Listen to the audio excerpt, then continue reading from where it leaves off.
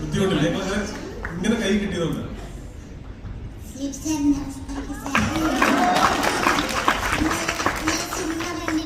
ഒന്നും പറയാതെ പോയിക്കാണ്. എല്ലാവർക്കും നമസ്കാരം.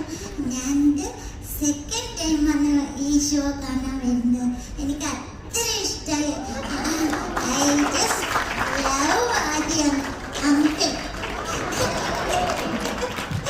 I love you. I was so happy. I have no words to tell. എന്താ പറയുക, നിങ്ങൾ എല്ലാവരും എക്സ്പീരിയൻസ് ചെയ്ത പോലെ തന്നെയാണ് ഞാനും എക്സ്പീരിയൻസ് ചെയ്തത്. എനിക്ക് പറയാൻ വാക്കുകളില്ല. ഞാൻ കുഞ്ഞു കുട്ടിയല്ലേ, എനിക്ക് പറയാൻ താങ്ക് യു സോ മച്ച്.